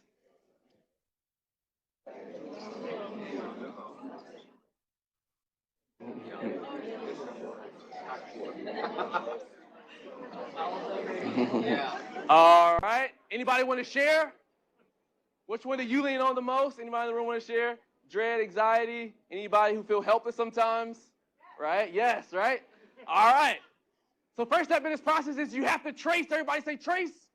Trace is all about when you feel that fear, you have to document it in some way in order to process it. So a lot of times we stay in what we call the fear loop, which as I just showed you, our thoughts keep on going throughout our mind. We're not asking for help. We're not getting out of our comfort zone. We're not clearing our mind in some way. So Trace is all about documenting that fear in some way, which comes down to writing it, video, audio. So the first thing I do often when I'm feeling fear or nervousness, I don't necessarily want to share it outwardly. I go to my phone, I go to my notes, and I start writing and documenting that in some way. It's important to process it in the future, but it's also to be able to, in the future, to go back and see how far you've come. A lot of us have had moments of challenge, and once we pass that, we just keep on moving through that, never being able to go back.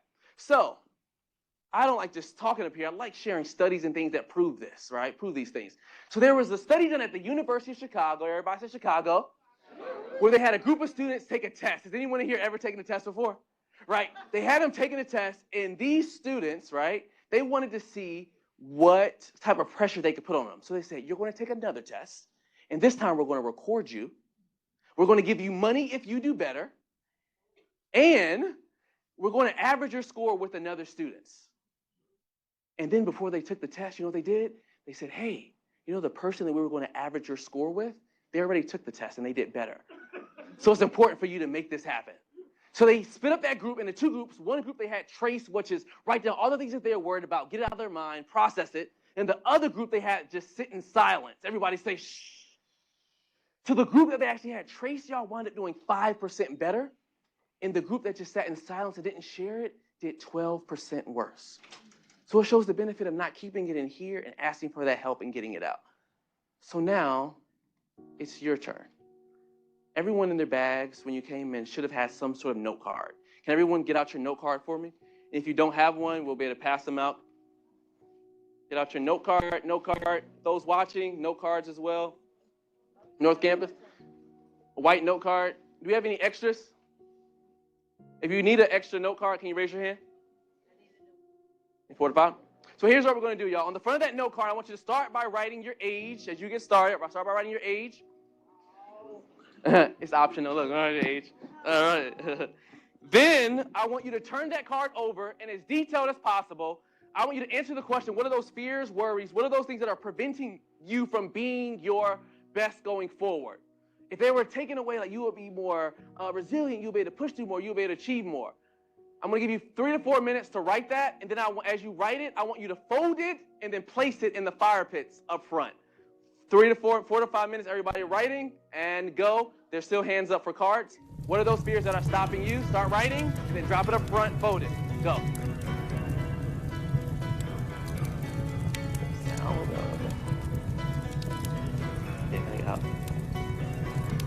Thank you. What are those fears that are stopping you? Yep, when you're done, you're going to fold it and put it up front.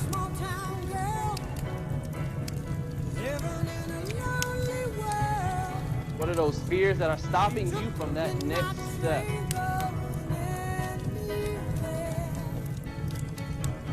Okay.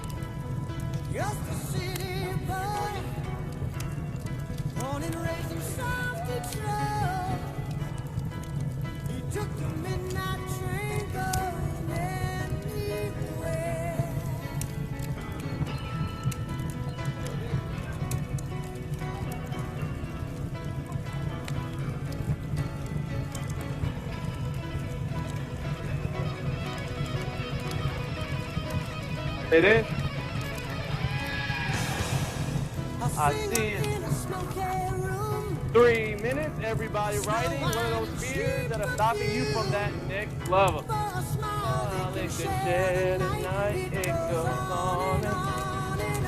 Feel free to sing along.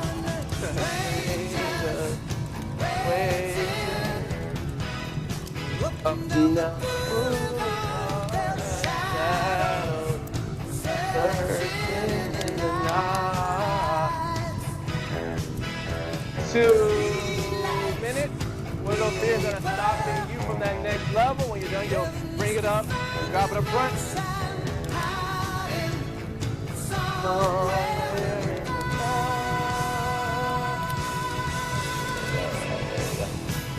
There you go.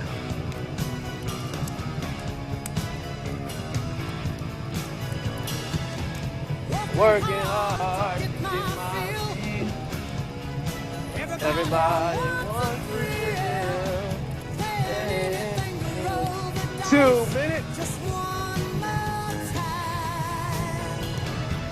Some will win, some will lose. When I start reading the fears, you might have to turn my mic down a little bit. All right, 1 minute.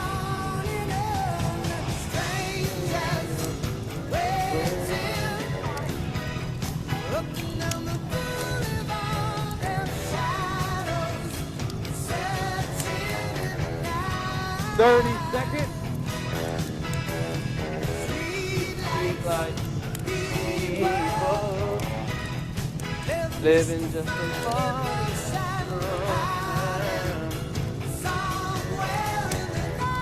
20, 19, 18, 17, 16, 15, 14, 13, 12, 11, 10, 9, 8, 7, 6, 5, 4, 3, 2,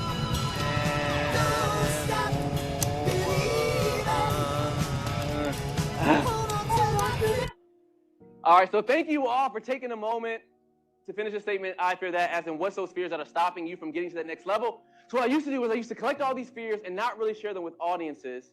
Then I spoke at a school, and some students came up to me afterwards and were like, yo, Daryl, I would love to hear some of the fears of other students just like me. So on the screen, I want to share with you other fears of other first-year students from around the country. And if any of these that you see on the screen, if they connect with you, I want you all to snap for me. So can everybody snap for me real quick? All right, so the first one. I fear that I will make the wrong choice and I will fail. Sometimes we believe that if we try that, we'll fail in some way. The next one. I fear that I won't finish college, consider I'm a first-generation college student. I fear that no one will love me for me other than family. Can you raise your hand if you're a first-generation college student in the room? All right, can we give it up for all the first-generation college students in the room? All those who are taking their next step. Next one. I fear that I'll never be good enough for myself, and because of that, I'll never be happy. So we're all the belief that we're not enough in certain ways. Next one, I fear that my lack of confidence will hold me back. I fear that my mental health sometimes feels like it's holding me back. If I can conquer that, then I can feel better. Can you take this out? And last but not least, a funny one that I got from a student. I only fear Jesus and my mama. So I used to start reading these, and I thought, you would probably want to hear some of the fears of your peers in the room. So now I'm going to read some of these. Now, something that I'm careful about doing is, after doing this about 100 times, is if any of these in here will identify anybody or point anybody out, I'll make sure to either change a word or not read altogether. But what I do ask is, as I read these, if any of these connect with you, please snap for me as the music comes up just a little bit. I fear procrastination, finances, being good enough for my family, and social anxiety. Fear of abandonment, rejection, fear of being made fun of. The fear of heights prevents me from seeing beautiful scenes.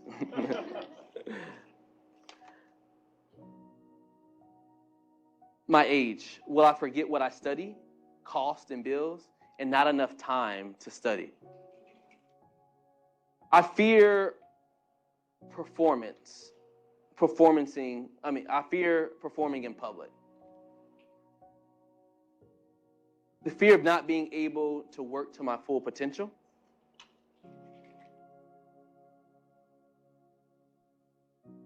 I fear that I will never truly love myself. Few more. 2, 3 more. Fear anxiety, scared of not succeeding.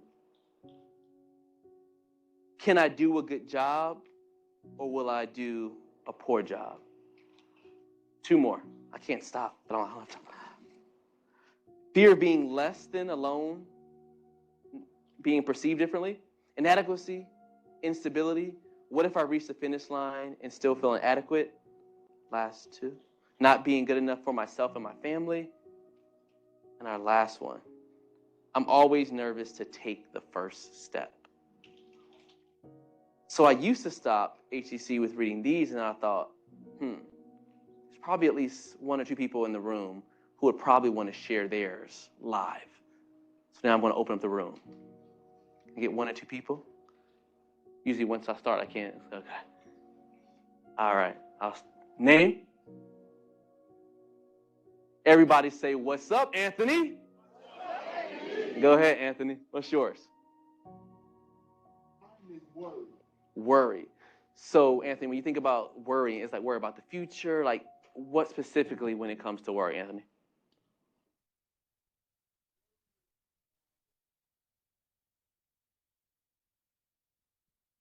Not succeeding in what I want to do.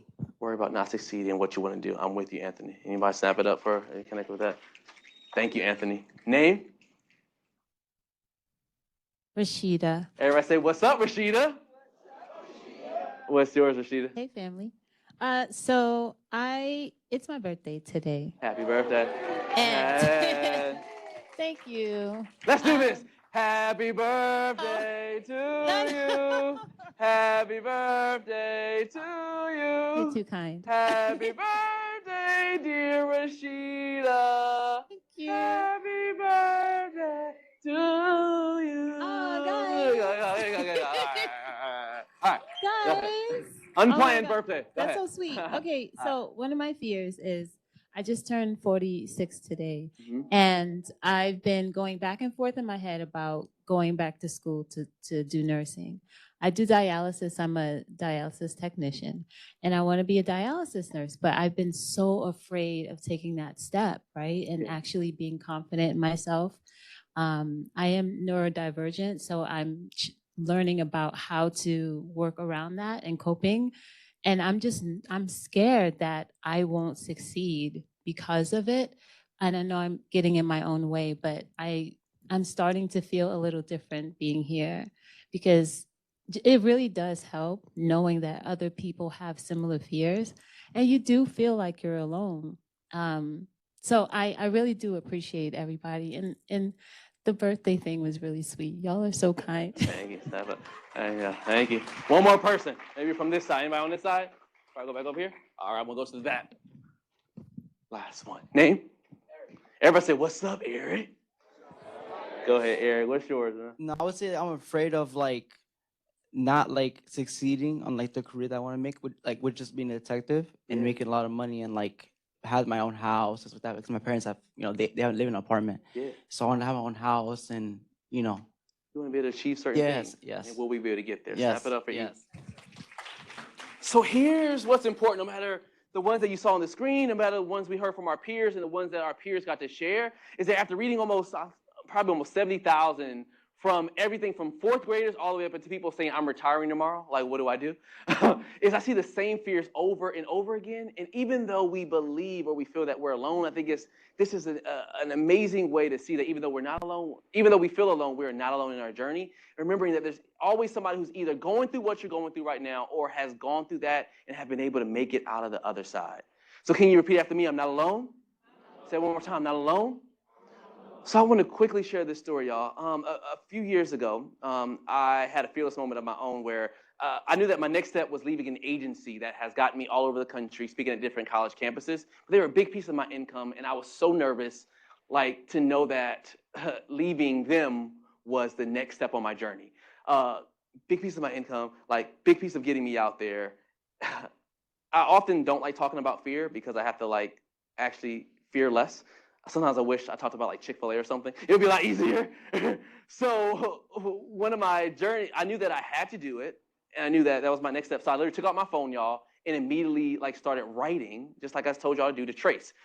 A lot of that fear came from back in the day when I quit my job. Back then it was just me out here. I could eat ramen noodles if I needed to survive.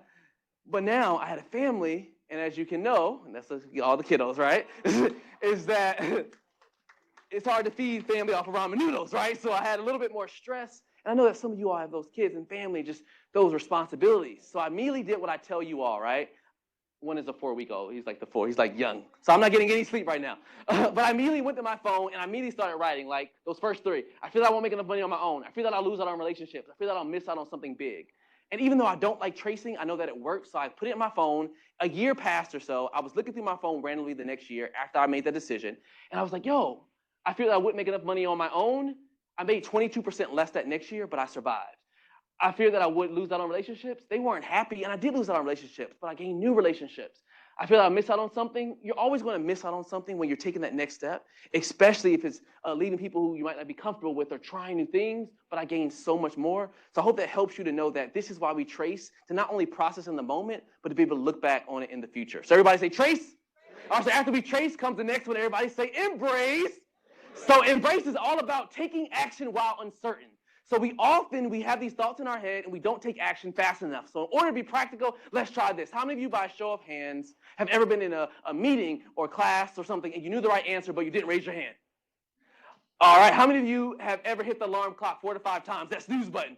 We've all had those moments. So here's what we're going to do. I'm going to count down from 5. I'm going to count down from 5. And if you are able to, I'm going to ask you to switch seats with the person next to you. 5, switch seats, 4, 3, 2, and 1. Now switch back. 5, 4, 3, 2, and 1. First thing is, if we want to get practical, we've all been in situations, meetings, spaces where we knew the right answer. We wanted to speak up. We wanted to use our voice. We wanted to take that first step, but we talk ourselves out of it. The 5-second rule. Huge book, huge thoughts. Meg, what's her name? Robbins, that I use all the time is, when a thought comes into your head, you usually talk yourself in or out of it within 5 seconds. Not the one where you pick up food off the ground and you eat it, right? 5-second rule states that you count down from 5. When you feel that feeling, 5, 4, 3, 2, 1, then you take some sort of action step forward. Y'all, I hate tough conversations, so sometimes it's for those tough conversations for me. It might be getting up out the bed in the morning.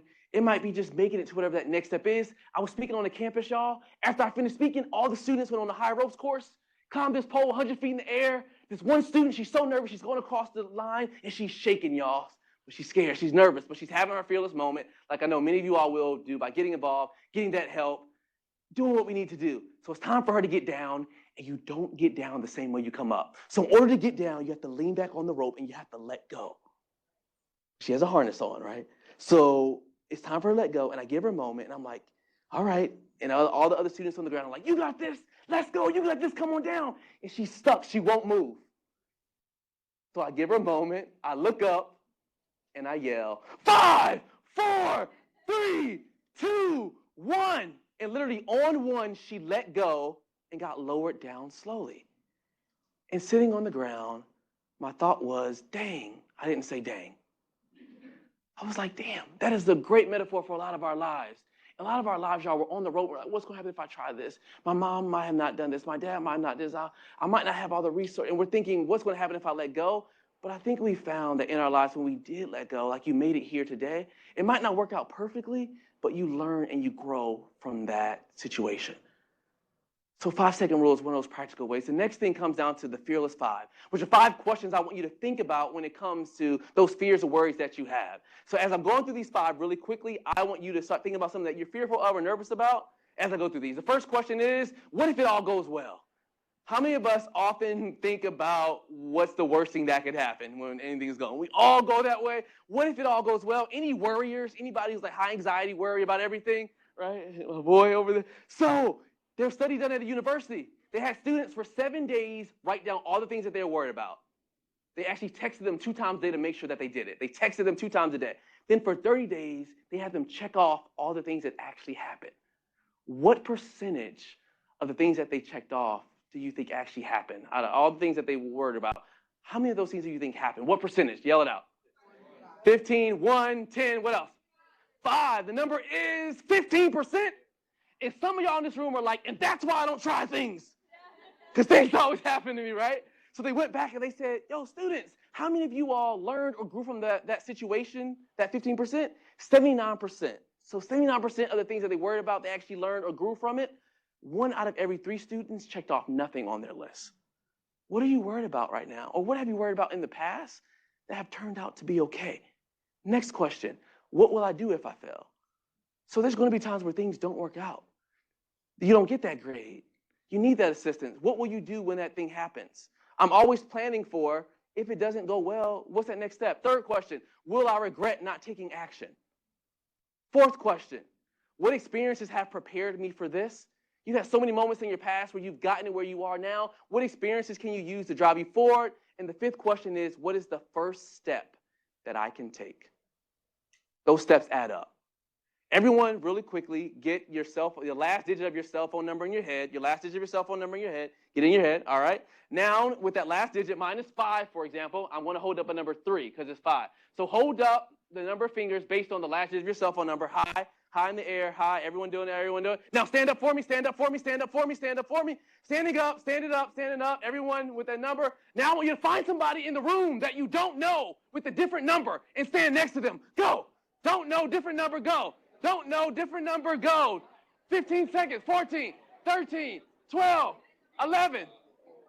Don't know, different number. Get a partner. 10, 9, 8, 7, 6, 5. Don't know with a different number. 2 and 1. All right, everyone watching me now? Shh. So I now want you to think about this. If you were using one of these questions in the future, right? Which one of these do you rock with the most, or which one of these do you connect with the most? I'm going to give you 60 seconds to talk to the person next to you. Which one do you connect with the most that you would use if you were feeling fear in the future? Go. 60 seconds.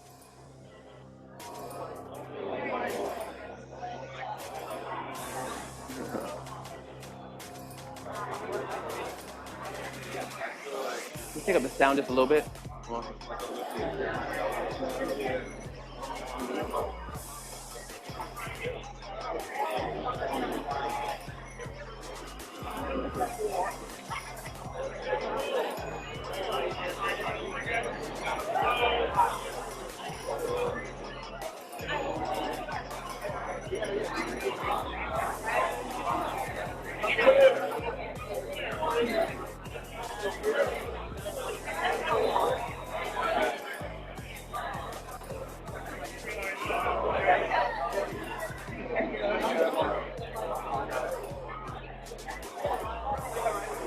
All right, bring it back, bring it back.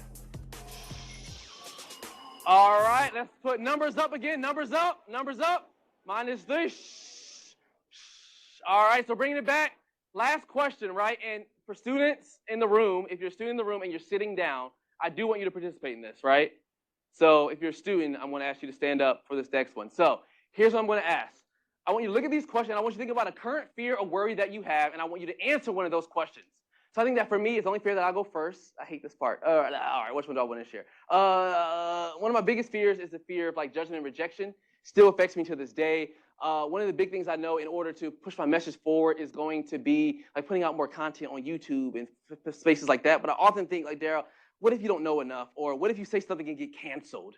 Or all those things come through my mind. So my question I would ask is, will I regret not taking action? 100%. I know that I want to make a big impact, like I know many of you all will, and doing that and asking for that help and putting out content will help me in my journey. 60 seconds with the person next to you. Please answer that question. Go. What is the fear that you have? And answer one of the questions.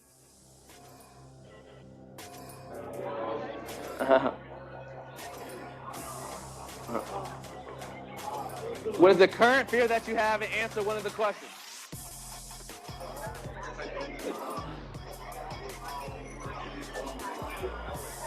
What's my cutoff time? What's my cutoff time? Do I need to be off at 1? How much more time do you need? Can I get 110? We're all 15 minutes off schedule. So how much time do you need? My cutoff time, can I do 105? 110? How fast? 15? 105? Because they do lunch at 1, right? Yeah, I can do 110. All right. All right, take a seat, take a seat.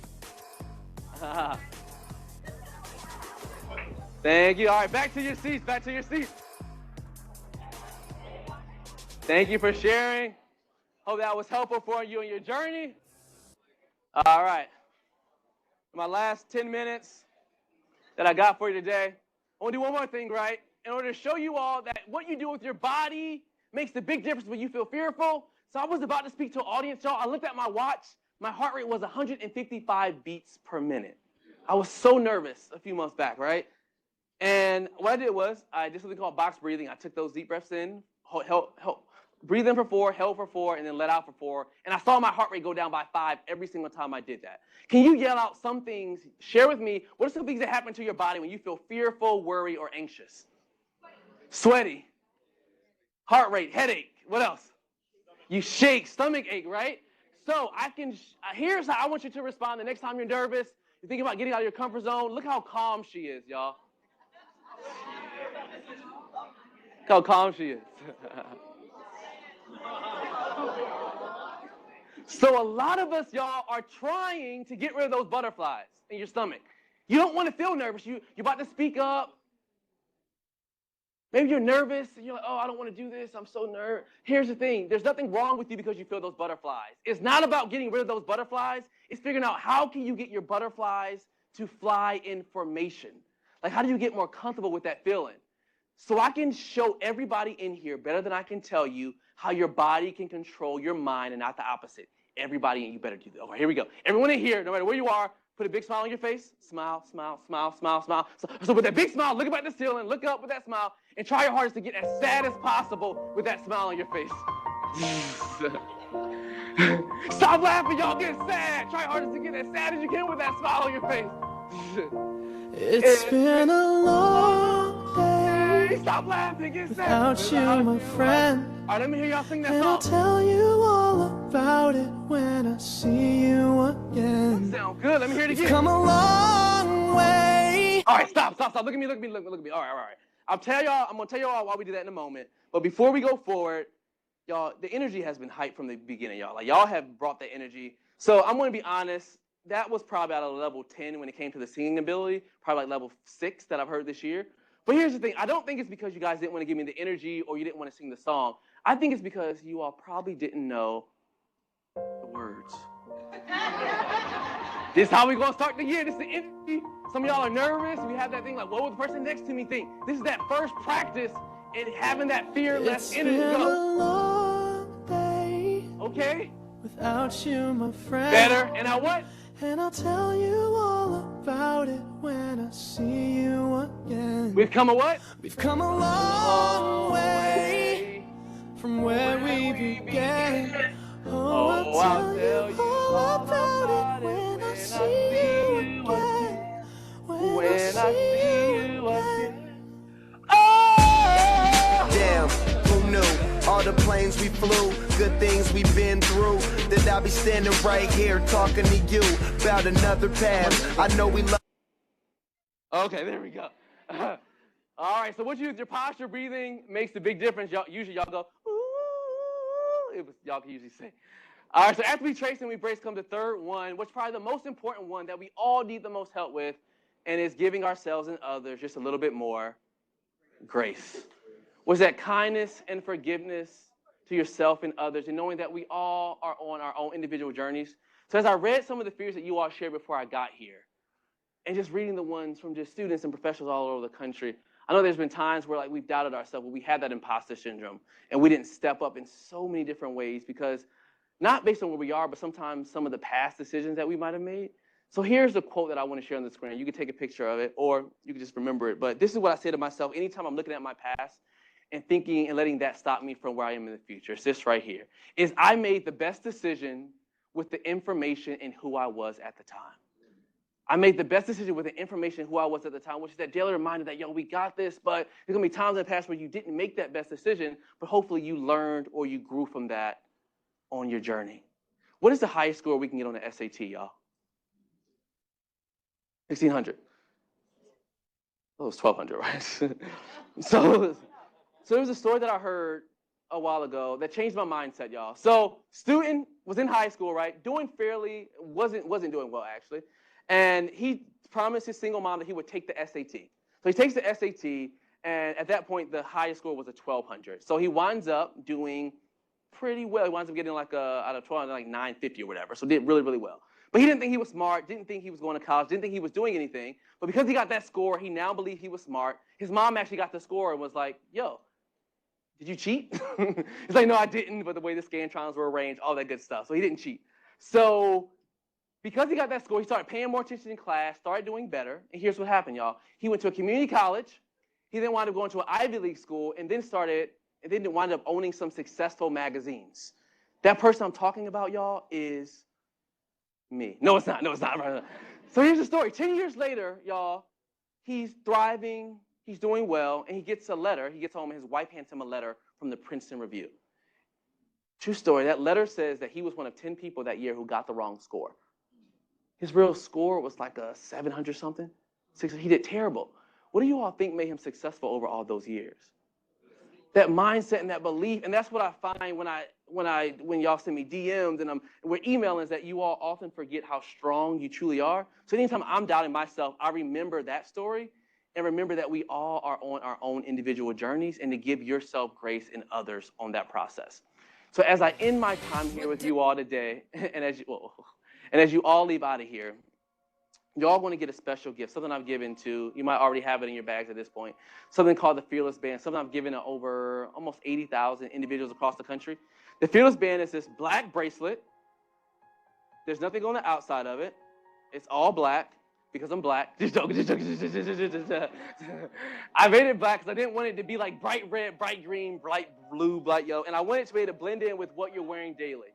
So there's nothing on the outside of it, y'all, but as you probably saw, on the inside is inscribed the words, "I'm fearless" inside. And what it is it's a daily reminder for us to have those fearless moments when we're doubting ourselves, when we're in our head, whether you're a professional, whether you're a student, we all have those moments where we're just in our head, and it's a reminder that we have that community. So I want to end by sharing a few stories from students on how they were able to have those fearless moments. The first one was one of my favorite ones. It was the first-year student on the campus. I got this after I finished speaking around 2 weeks later, and he sent me a text. This was years ago when I used to give out that cell phone number. And here's what he said, y'all. Dude, I literally used your mentality when I went to my first college party. Instead of moping around the party being awkward, I talked to the pretty girls. And now I'm on a map. And some fine girls have my number. I appreciate it, dude. So I love this one because some of us are struggling when it comes to where we are, let's say, relationally, but we have it academically. So I want you to find wherever it is where you need to have that fearless moment, I want you to be able to lean to that in order to be that individual that you want to become. The next one, I do want to give a quick trigger warning because it is related to sexual assault. The other day, we had a guest speaker talk about sexual assault. What I don't tell many people is that I was sexually assaulted in the 7th grade. I went back to my dorm and started talking to one of my close friends who was also sexually assaulted in the 7th grade and hadn't told anybody. Throughout our conversation, I kept playing with the bracelet and allowed me to share more than I had ever told anybody. Her and I are both going to counseling together now. Can we snap it up for that story? I love that one because it shows that a lot of us have had struggles and challenges. And sometimes we keep those things to ourselves, not knowing that the people around us, the people that we can get help from, they've had some of those exact same experiences, and your story matters. What matters, what happens to you matters. And you never know that by your story, how you'll be able to inspire others. And this story, as I read it all over the country, has inspired so many other people to be able to take charge of what has happened to them and be able to help others in your journey. 2 stories here. The first one was an individual who got the Fearless Band, and he said, Daryl, 2 years ago when I got this band, I looked at it and I said, I'm not wearing this. This is dumb. He said, at that moment, he said, I was in a bad relationship. He said, I was going into a job that I didn't want because he was a new professional. And he said, I was in a bad relationship. He said, 2 years later, he said, I'm getting out the water. He actually lived in New Jersey. So he would get out the water. And he said he looked down at his wrist and the band was actually gone. He lost in the water. And he was upset at first, but he realized over those 2 years, he's been wearing the band, better relationship, better job. And I love that one because it shows that a lot of us, we want things to happen now. Like we want that success now. We want to be able to take care of our parents and our friends and stuff now, but it is a journey and it does take time. And the last story I want to share is that one up there where it was a student, and we'll have extras if you need one, who took one to their parent who was going through cancer treatment. And her mom was actually able to wear it through surgery. It's doing fairly well now. And I love that one because I know that sometimes people in this room, spaces, just like myself, we're sometimes fearless for ourselves, but we sometimes have to help people that we love and family and friends. And I want you to know that you have that support and you're loved and we got you through this. So, due to time, I want to skip past this. But when I first started, y'all, we talked about fear, worry, uncertainty, and that, like, that's normal. The feeling that you feel, there's nothing wrong with you because you feel that way. You should feel this way at times, especially if you're going to be getting out of your comfort zone, trying something different, creating that legacy that you want for your family, your friends, and those around you. I don't want you to run away from fear, and I also don't want you to be fearless, because if you're fearless, you will die. We need that fear. We need that instinctual feeling. I don't want you to be fearless, but what I want for everybody in here is to fear a little less. And what sucks about this whole message, which doesn't feel good about it, no matter where you are on your journey, is this right here, is that sometimes we're trying to make a decision, Like, should I do this? Should I try this major? Should I have this conversation? Should I take this job? Whatever those things are, it feels a little gray, right? You're like, oh, should I try this? You don't really know what the next thing is. But what I know is that, especially in a room this size, is that everybody in here, you've all made it through 100% of your bad days thus far. Say that one more time. You've all made it through 100% of your bad days thus far. And I know for you, there might have been times in the past where you were worried, where you might have didn't have a place to live. Your parents might have been divorced. You might have been bullied in certain areas. Whatever struggle that is in whatever area it was in your life, if you tap into that energy, there's no reason why you're not going to be able to not only be successful here at HCCC, which is home, and be able to take that and transfer that to that future success. Even though it's a little gray, you are all going to be okay. Y'all, I can't wait to see what you all do next. I love y'all. I appreciate y'all. At the end, you'll see a QR code. I would love to hear what you thought about today. And I can't wait to see what your journey is. Thank y'all. Love you. Thank you. Thank you. Thank you. Thank you.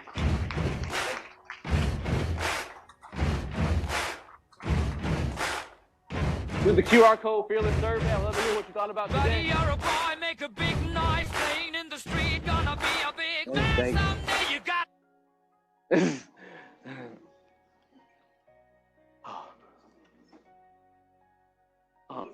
Thanks for staying for me. My name is Jamila.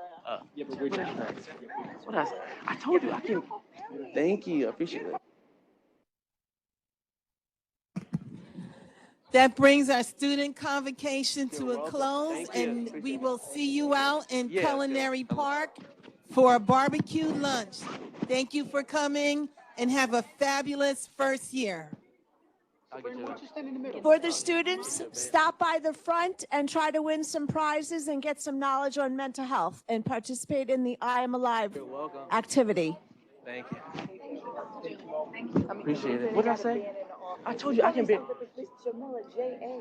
barely remember what I'm thinking about up there, and I had to remember 2 names. That's a. You got that right. Serena's easy. I'm not the college.